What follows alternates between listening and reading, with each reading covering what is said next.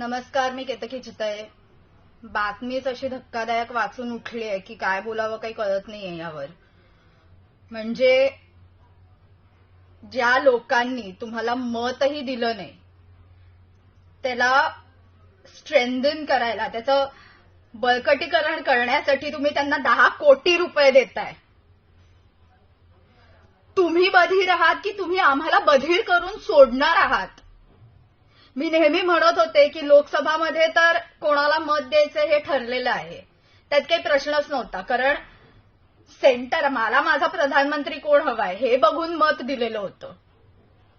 पण विधानसभेत कोणता झेंडा घेऊ हाती हा प्रश्न पडणार आहे हे मी आधी पूर्वीपासून बोलत होते, सुरुवातीपासून हे मी बोलत होते. पण आता तर तुम्ही माझं मत अगदी ठाम करूनच सोडलेलं आहे.